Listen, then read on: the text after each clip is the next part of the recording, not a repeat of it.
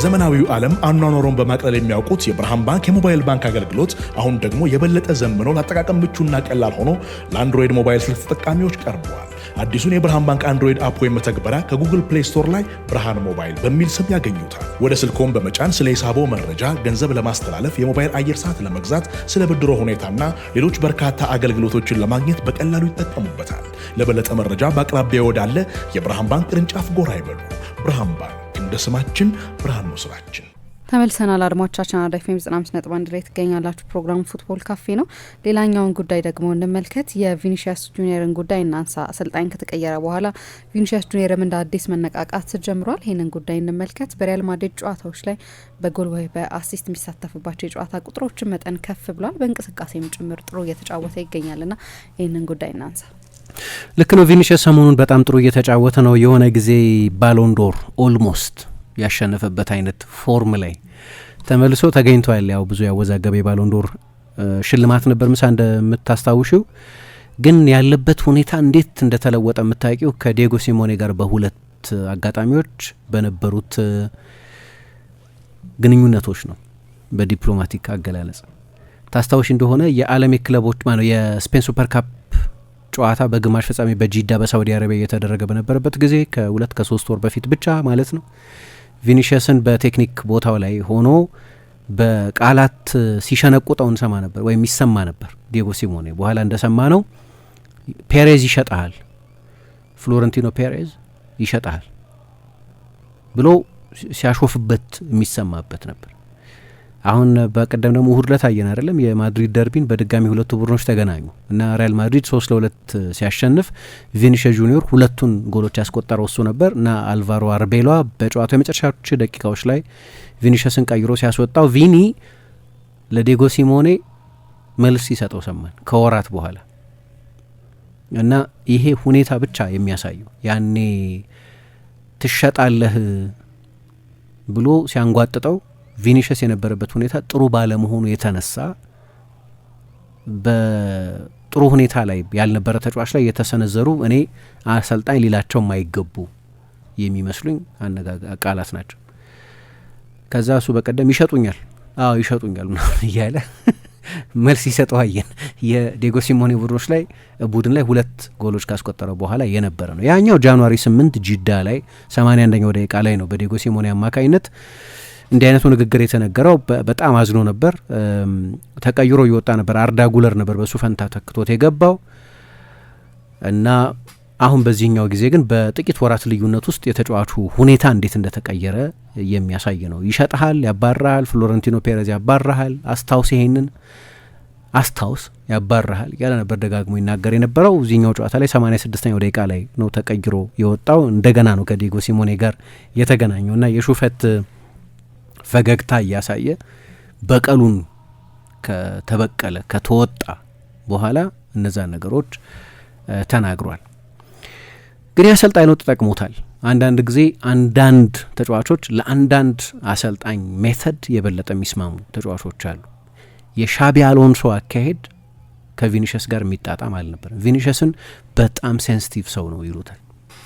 ስለዚህ የእሱን አያያዝ ማወቅ አንድ ብልሃት ነው። አሰልጣኞች እሱ ላይ የሚያሳዩት በራስ መተማመን በጣም አስፈላጊ ነገር ነው። በሻቢ አሎንሶ ስር የአስፈላጊነት ስሜት አጥቶ ነበር ማለት ይቻላል። አሎንሶ የራሱ ምክንያት ነበረው። ምክንያቱም ቪኒሺየስ መውረድ የጀመረው በአሎንሶ ስር አይደለም። ቪኒሺየስ በአንቸሎቲ ስር ከዛ የባሎንዶር ሁኔታ በኋላ በፎርም እንደሚታየው ሜዳ ውስጥ ምናልባት ብቸኛው ነገር እሱ ላይሆን ይችላል። የኤምባፔ መምጣትና ተመሳሳይ ስፔስ የሚጋሩ ተጫዋቾች መሆን ስፖርታዊ ማብራሪያ ሊሆን ይችላል፣ እግር ኳሳዊ ማብራሪያ ሊሆን ይችላል። ኢሞሽናል ማብራሪያው ባሎንዶር ነው እና ብዙ የሚጻፉ ዘገባዎችንም ከስፔን ስናይ ኢሞሽናሊ በጣም ተጽዕኖ አሳድሮበት በስሜት የጎዳው ሁኔታ ነው። ይገባኝ ነበር፣ ይሄ ሽልማት የእኔ ነበር ብሎ ያምን ነበር እና ሽልማቱ ከሱ በተወሰደበት ሁኔታ የመሰረቅ የመዘረፍ ስሜት ተሰምቶታል። ለዚህ ነው ሶሻል ሚዲያ ላይ እንግዲህ 10 እጥፍ ከዚህ መበርታት አለብኝ ማለት ነው፣ እንደዛም ከሆነ አድርገዋለሁ ብሎ እንዲጽፍ ያደረገው። ስለዚህ ነገሩ በአሎንሶ ዘመን የጀመረ አይደለም። በአንቸሎቲ የሪያል ማድሪድ የመጨረሻ አሰልጣኝነት ወራትም ጭምር ይታይ የነበረ ነው። ስለዚህ ሻቢ አሎንሶ እነዛን ውሳኔዎች ሲወስን ወይ ብዙ ጨዋታዎች ላይ የቀየረ ሲያስወጣው አልፎ አልፎም ቤንች ሲያደርገው ምናልባት እንደ ድሮ አይነኬ ደረጃ ላይ ያለ ተጫዋች አይደለም ከሚል አሰስመንት ሊሆን ይችላል። አሰስመንቱን አላቅም፣ ግን የተጫዋቾች ሪያክሽን ግን ይለያያል። ለምሳሌ ሰዎች አሁን ይህንን ያዩና በዚዳንና በአንቼሎቲ መካከል የነበረው አይነት ልዩነት ነው ይላሉ። ዚነዲን ዚዳን በጣም ተሰላችቶ ነበር ይላሉ በተጫዋቹ ቶሎ የሚጎለበት አይነት ተጫዋች አይደለም፣ ምንም አይነት እድገት አላይበትም ብሎ እንዲያውም አንዳንድ የስፔን ብዙሀን መገናኛዎች ለፍሎረንቲኖ ፔሬዝ ቢሸጥ ብሎ ነበር። ምክንያቱም ኤደን ሀዛርድን ገዝተውታል። ሀዛርድ ላይ የነበረው ኤክስፔክቴሽን በጣም ከፍተኛ ነው። በጠቅላላ ፓኬጁ ቦነሱ ምኑ ተጨምሮ 150 ሚሊዮን ፓውንድ ድረስ ሊደርስ የሚችል ነው። የሮናልዶን 7 ቁጥር መለያ የተረከበው ያኔ ሀዛርድ ነበር። ሀዛርና ቪኒሽስ አንድ ቦታ ላይ ነው የሚጫወቱት። ስለዚህ ሀዛር አለ እንደዛ ፌል ያደርጋል ብሎ የገመተም አይመስለኝም። ሪያል ማድሪድ 250 ሚሊዮን ፓውንድ ነበር በዛ የዝውውር ጊዜ ለተጫዋቾች ዝውውር ያወጣው። እንደ ሉካ ዮቪች አይነቱን 9 ቁጥርም አስፈርመው ነበር። ስለዚህ ቪኒሽስን ሰርፕለስ ነው ትርፍ ነው ቢሸጥ ብሎ ሁሉ ለፕሬዝደንቱ ነግሯቸው ነበር ይባላል። እና መሻሻል የጀመረው በዚዳን ስር ነው፣ ግን ወርልድ ክላስ ተጫዋች የሆነው በካርሎ አንቼሎቲ ዘመን በመጀመሪያው ካረም ቤንዜማ ባሎንዶር ባሸነፈበት የ2021-2022 የውድድር ዘመን ላይ ለቤንዜማ ባሎንዶር ማሸነፍ ሳይቀር ልዩ የውድድር ዘመን ያሳልፈው። ግን በዚያ የውድድር ዘመን በጣም የሚደንቅ ሲዝን ነው የነበረው። የቻምፒየንስ ሊግ ፍጻሜ ላይ ጎል ማስቆጠርን ጨምሮ በብዙ ትልልቅ ጨዋታዎች ላይ ዲሳይሲቭ መሆንን ጨምሮ በጣም አስደናቂ ነበር። 2024 ላይ ደግሞ ሁለተኛ ሆኖ ጨረሰ። ጥቂት ድምጾች ብቻ ነበር ከሮድሪ ያንስ የነበረው። ለዛ ሪያክት እንዲያደርግ ይጠበቅ ነበር። ሪያክት አረጋለሁ 10 እጥፍም ቢሆን እንግዲህ ለግል ሽልማቶች ልታጭ 10 እጥፍ መፋት ካለብኝ አደርገዋለሁ አለ። ግን ሪያክት አላደረግም እና ቁጥሮች ድህረ ባሎንዶርና ቅድመ ባሎንዶር ያ ሽልማት ተብለው ለሁለት ሊከፈሉ ይችላሉ። በግልጽ የሚታይ የፎርም መውረድ ነበረበት። እሱ ብቻ ነው ማብራሪያው ለማለት ግን አይደለም። እንዳልኩት የኤምባፔ መምጣት ለሪያል ማድሪድ ፖዚሽናል ኮንፊውዥንም የፈጠረ ነው። ኤምባፔ 9 አይደለም፣ የሳጥን ተጫዋች አይደለም፣ ቤንዜማ አይነት 9 ቁጥር አይደለም። ቤንዜማ ይወጣል ከሳጥን ግን ወደ ሴንትራል ቦታ እንጂ የሚመጣው ወደ ግራ የወጣ የሮናልዶን ቴሪቶሪ ለምሳሌ አይጋፋም ነበር። ኮምፕሊመንታሪቲ ነበራቸው።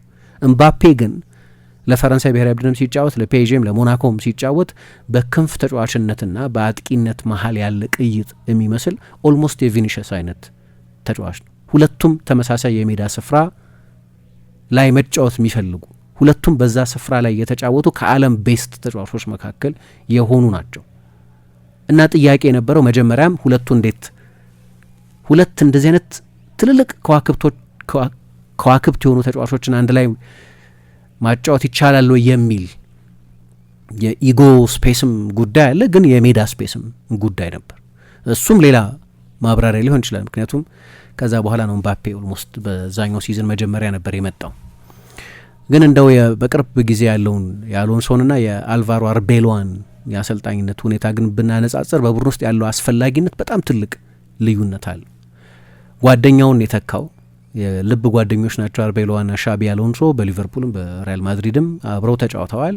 ጃንዋሪ 12 ነው ከዛ የባርሰሎና የስፔን ሱፐር ካፕ ሽንፈት በኋላ ሪያል ማድሪድ አሎንሶን ለማሰናበት ወሰነ እና አርቤሎዋን ሾመ እና መጀመሪያ ኃላፊነት ከተረከበ በኋላ ከሰጣቸው አስተያየቶች መካከል ሁለቱ አንደኛው ኢሞሽናል ነው፣ አንደኛው ፕራክቲካል ነው። ኢሞሽናል የሚባልበት ምክንያት በተደጋጋሚ አሎንሶ ማያደርገውን ወይ ዚዳን ማያደርገውን ልበለው ወደ ኋላ ደግሞ ልመልሰውና አሁን አልቫሮ አርቤሎዋ የሚያደርገውን አንቼሎቲ ያደርጉት የነበረውን አይነት ሙቀት ያላቸው የውዳሴ ቃላት መጠቀም ጀመረ። ስለ ቪኒሽስ የአስፈላጊነት ስሜት እንዲሰማው በግልም በአደባባይ በግል ለተጫዋቹ ራሱ ይነግረው ነበር። ምን ያህል እንደሚተማመንበት፣ ምን ያህል የቡድኑ በጣም አስፈላጊ ተጫዋች እንደሆነ ይነግረው ነበር። በብዙሃን መገናኛዎችም በተደጋጋሚ ሲናገር ሰምተነዋል። አንቼሎቲም ያንን ያደርጉ ነበር። ተጫዋቾች አንዳንድ ተጫዋቾች ለእንደዚህ አይነቱ ፐብሊክ አድናቆት ሪስፖንድ የሚያደርጉ ተጫዋቾች አሉ። ቪኒሽስ እንደዚህ አይነት ይመስላል። ሃይሊ ሴንሲቲቭ ነው በጣም አሰልጣኞች ስለሱ ለሚሉት ነገር የሚባለው ለዚህ ነው። አንደኛው ነገር እሱ ነው። ሁለተኛው በሚዲያ የተናገረው ራሱ እኛ ራሱ እዚህ የጠቀስ ነው በተቻለ መጠን በተደጋጋሚ ኳስ ለቪኒሽስ እንስጠው የሚል ይሄ ከአጫወት ጋር የሚገናኝ እና ልዩነት ማየት ትችላለሽ እዚህ ላይ። ሻቢ አሎንሶ የሪያል ማድሪድ አሰልጣኝ ሆኖ 27 ጨዋታዎችን በቻምፒየንስ ሊግ በሱፐር ካፕ ጨዋታዎች እና በሊግ ጨዋታዎች አድርጎ ነበር። በየጨዋታው 37 ፓሶች ነበር የሚደርሱት ለቪኒሽስ። አሁን 15 ጨዋታ አሰልጥኗል አልቫሮ አርቤሎዋ፣ ወደ 45 ፓሶች ከፍ ብሏል፣ ወይም የ21% ጭማሪ ያለው በጨዋታ ለቪኒሽስ የሚደርሱት የፓሶች መጠን እና በቅርብ ጊዜ በአንቸሎቲ የመጨረሻ የውድድር ዘመንም ይሁን በሻቢ አሎንሶ ለአጭር ጊዜ ለ6 ወር ብቻ በቆየ ኃላፊነት ዘመንም ይሁን ቪኒሽስ እንደዚህ በጨዋታ ውስጥ ኢንቮልቭድ ሆኖ አያውቅም። አሰልጣኙ ራሱ ስለተናገረ አንደኛው ምክንያት እሱ ነው። ሁለተኛው የሚመስለኝ የኤምባፔ አለመኖር። ኤምባፔ አልነበረም ባለፉት ጥቂት ወራት፣ እንግዳ በሆነ የሜዲካል ስህተት እንበለው አልነበረም። ስለዚህ ያንን ስፔስ የሚጋራው ተጫዋች አልነበረም። እንደ አጋጣሚ ሆኖ በአንቸሎቲ የመጨረሻ ሲዝን ቪኒሽስ ጥሩ የተጫወተባቸውን ፐርፎርማንሶች ብትቆጥሪ እኔ እንጃ ከ10 ጨዋታ የሚያልፉ አይመስለኝም። በጣም ቶፕ ብቃቱን ያሳየባቸውን ጨዋታዎች ከነዚህ መካከል አብዛኞቹ በአንድ ወይ በሌላ ምክንያት ኤምባፔ ያልነበረባቸው ጨዋታዎች ናቸው። አጋጣሚ አይደለም። አሁን ደግሞ ሰሞኑን እንደምታዩ ሁለቱን የማንቸስተር ሲቲ ጨዋታዎች ጨምሮ የማድሪድ ደርቢንም እና ሌሎቹንም ጨዋታዎች ሪያል ማድሪድ ጥሩ እየተጫወተ ሲያሸንፍ ኤምባፔ የለም። አንደኛው አሰልጣኙ ለሱ ቶሎ ቶሎ ኳስ መስጠት አለብን በማለቱ ምክንያት ነው። ሁለተኛው በኤምባፔ አለመኖር ምክንያት ሊሆን ይችላል እና በሌሎችም መለኪያዎች በሻቢ አሎንሶ የአሰልጣኝነት ዘመን ተጫዋቹ በየጨዋታው 0.22 ኤክስጂ ነበር በጨዋታ ያስመዘገበ የነበረው። በአርቤሎዋ ስር በእጥፍ ጨምሯል፣ 0.41 ሆኗል። ግን ኮንፊደንስ ደግሞ ፊኒሽንግን ከፍ ያደርጋል። አሰልጣኙ እንደሚተማመንብሽ ሲታይ ተጫዋቾች የአሰልጣኙ ድጋፍ እንዳላቸው ሲሰማቸው ሳይኮሎጂካል ነው ነገሩ፣ ግን ሜዳ ውስጥ ፕራክቲካል ለውጥ ያመጣል። የበለጠ ኤፊሽንት ይሆናሉ። የበለጠ በራስ መተማመን ውስጥ ሆነው ስለሆነ ሊሆን ይችላል ሙከራዎቹን የሚያደርጉት። ዝቅ ያለ የመቆጠር እድል ያለው የጎል አጋጣሚ እንኳ ቢሆን ተጫዋቾቹ በተለይ እንደ ቪኒሽስ አይነት የላቀ ጥራት ያላቸው ተጫዋቾች እነዛን የጎል እድሎች ኤፊሽንት ያለ ምህረት ጎል ማስቆጠር ይችላሉ እና በዚህ በጣም ትልቅ ልዩነት አለው። በየጨዋታው ከ0.41 ኤክስጂ ቅድም እንደጠቀስኩት 0.53 ጎል ወይ በየሁለት ጨዋታው አንድ ጎል ነው እያስቆጠረ ያለው። ይሄው ተመሳሳይ ፓተርን ቅድም በጠቀስኩት የአሰልጣኝነት ሽግግር ጊዜም ነበር። አንቸሎቲ ዚዳንን ሲተኩ እና ዚዳን ብዙ ተጫዋቹን በሌላ ምክንያት እንግዲህ ስላልወደደው እንዲሸጥ ሁሉ ሰጀስት አድርጎ በነበረበት ጊዜ 0.13 ኤክስጂ ነበር በየጨዋታው ያስመዘገበ የነበረው። 0.18 ጎል ነበር ያስቆጥር የነበረው። ስለዚህ ትንሽ የኤክስጂ ኦቨር ፐርፎርማንስ አለ፣ ወይም እንዲያስቆጥር ከሚጠበቀው የጎል ቁጥር በላይ ያስቆጥራል። በአንቸሎቲ ስር ግን አሁን ያለው አይነት የኤክስጂ ቁጥር ያስመዘግብ ነበር። አንዳንዱ ኮቺንግ ነው። ለምሳሌ ጎል ፊት ብዙ ኳስ አትንካ አሉት። አንዳንዱ ከማሰልጠን ጋር የሚገናኝ የመጨረሻ 3 የሜዳ ክፍል ውሳኔ ከመስጠት ጋር የሚገናኝ ሜዳ ላይ የተሰራ የማሰልጠን ውጤት ነው። ግን ሌላው ደግሞ በአሰልጣኙ በኩል የሚሰጥ በራስ መተማመን ነው። ለምሳሌ ባለፈው ኦክቶበር ከቪያሪያል ጋር በነበረው ጨዋታ ኤምባፔ የፍጹም ቅጣት ምቱን ለቪኒሽስ ተወለት። አሁን የሪያል ማድሪድ የፍጹም ቅጣት ምት መቺ ኪሊያን ኤምባፔ ነው። በፊት ቪኒሽስ ነበር እና አስቆጠረው ቪኒሽስ። ግን ጨዋታው ካለቀ በኋላ ሻቢ አሎንሶ ምን አለ? እነሱ ነው ሜዳ ውስጥ የወሰኑት፣ ግን ኪሊያን ነው የሪያል ማድሪድ የፍጹም ቅጣት ምት መቺ አለ። ይህንን ማለት ለምሳሌ አስፈላጊ አልነበርም። በቃ ቪኒሽስ ጎሉን አስቆጥሮታል፣ ኤምባፔ ሰጥቶታል፣ አለቀ። እና በቡድን ውስጥ ባየሁት ኮሞራዶሪ ለአንዱ ተጫዋች ፎርም ሌላኛው ግድ ስለሚለው በዚህ ደስ ብሎኛል ብሎ ማለፍ ይችል ነበር። እንደዛ ላይ የኔ መቺ ኤምባፔ ነዋል። ራሳቸው ወሰኗል፣ ሰጥቶታል፣ እሺ፣ ግን መቺ ነዋል። ፖይንት ማድረግ የፈለገው ነጥብ ነበር። ከወር በኋላ ቫሌንሲያን 3-0 እየመሩ በነበረበት ጊዜ ኤምባፔ በዛ ጨዋታ አስቀድሞ የፍጹም ቅጣት የምታስቆጥሮ ነበር። ስለዚህ ሌላ እድል ሲገኝ ለጓደኛው ሰጠው እንደገና በድጋሚ። አጊርዜ ባላ የሚባል ግብ ጠባቂ ነው እና አዳ ነው የፍጹም ቅጣት ምቱን እና ተናደደ። በዚህ ቡድኑ በሰፊ ውጤት አሸንፏል። ሻቢ አሎንሶ ብዙሃን መገናኛዎች ላይ ወጥቶ የኔ ዴዚግኔትድ የሆነ የፍጹም ቅጣት ምት መቺ ኤምባፔ ነዋል እና አስቆጠረናል የፍጹም ቅጣት ምት፣ ግን ሌላም ብናስቆጥር ወድ ነበር፣ የመጀመሪያውን የፍጹም ቅጣት ምት ያስቆጠረው ኤምባፔ ነው ብሎ በድጋሚ አሁን ቪኒሽስን ሆነች ስትሰሚው እንደማይተማመንብሽ መልእክት የሚያስተላልፍ አይነት ንግግር የነበረው በቀደም ግን ምን ሆነ? ተቃርኖውን ለማነጻጸር ከማንቸስተር ሲቲ ጋር በነበረው ጨዋታ 3-0 አሸነፉ፣ ግን 4-0 ሊሆን ይችል ነበር አይደለም። እና ቪኒሺየስ የፍጹም ቅጣት ምት ሳተ እዛ ጨዋታ ላይ። ከዛ በኋላ ምን አለ ቪኒ የፍጹም ቅጣት ምት መቻችን ነው እና የፍጹም ቅጣት ምቱን ከሳተ በኋላ ቤርናቤው ሪያክት ባረገበት መንገድ በጣም ደስተኛ ነኝ፣ አይዞ ሆነ ያለው ስቴዲየም አለ። ቪኒሺየስን ሆነች ስትሰሚው ሌላ አይነት ሲግናል ነው። ቅድም እንዳልኩት ማኔጅመንት ተጫዋቾች ለምሳሌ ሞሪኞ የታፍ ላቭ ሲስተም ይከተሉ ነው። ይወጡና ብዙሃን መገናኛዎች ላይ ይተቹሻል እና ያኔ የነበሩት ምናልባት ለዛኛው ድሮ ለነበረው ትውልድ ሊሰራ ይችላል። ተጫዋቾቹ አሰልጣኙ ስለ እኔ የተናገረው ነገር የተሳሳተ ነው ብለው ዲስፕሩቭ ለማድረግ በማሰብ ጥሩ ይጫወታሉ። ሞሪኞ ይህንን ስነ ልቦና ነበር ይጫወቱ የነበሩት። ያውቁታል እነዛ ተጫዋቾች ለእንደዚህ አይነቱ ኮሜንት ሪስፖንድ እንደሚያደርጉ። በግል ቴክስትም ይልኩላቸዋል። ለሁሉም ግን አይደለም፣ ለየካራክተሩ የተለያየ ነበር። አንዱ በኋላ የነበረው ትችት እኮ ሞሪኞ አዲሱን ትውልድ ብዙ አንደርስታንድ አላረጉትም፣ ምክንያቱም ያ የ20 ዓመት በፊት የነበረው ትውልድ ሌላ አይነት ትውልድ ነው እና ይሄኛው ግን ሶፍት ነው፣ ራሳቸውም ሶፍት ትውልድ ነው የሚል አስተያየት ይሰጡ ነበር። እና በቅርብ ጊዜ የፍጹም ቅጣት ምቱም ጭምር ሪካርዱ መሻሻል ጀመረ። 70% ገደማ ነበር የፍጹም ቅጣት ምት ኮንቨርዥን ሬቱ፣ አሁን ወደ 80% ከፍ ብሏል እና ከአሰልጣኙ በራስ መተማመን ጋር የሚገናኝ ሳይሆን አይቀርም። አሁን ትልቁ ጥያቄ ተጫዋቾቹ ሲመለሱ እንዴት ይሆናሉ? እየተመለሱ ስለሆነ በቀደም በአትሌቲኮ ማድሪድ ጨዋታ ላይ ምባፔ ተቀይሮ ገብቶ ተጫውቷል። በሲቲም ጨዋታ ላይ ቤሊንጋም ተመልሶ መጥቶ ተጫውቷል።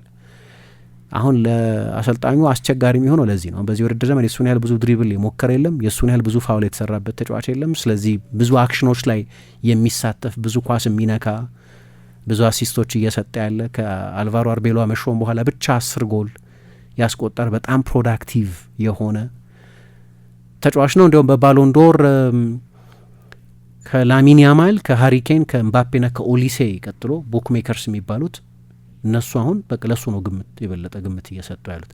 ኤምባፔ ሲመጣ ግን ኮንቴክስቱ ይለወጣል። ጨዋታዎች መሰለፍ ያው ስፔስን የመጋራት ነገር ተመሳሳይ ዞን ላይ የመጫወት ነገር ይመጣል። ለዚህ አሰልጣኙ መፍትሄ መፈለግ አለበት። ሪያል ማድሪድ አሁን ጥሩ እየተጫወተ ያለው አንዱ በመትጋትም ነው። በሲቲ ጨዋታ ላይ ከ10 ዓመት በኋላ የተጋጣሚ ቡድን በትልቅ የኖክአውት ጨዋታ በኪሎ ሜትር በልጠው ነበር። 11-11 ሆኑ።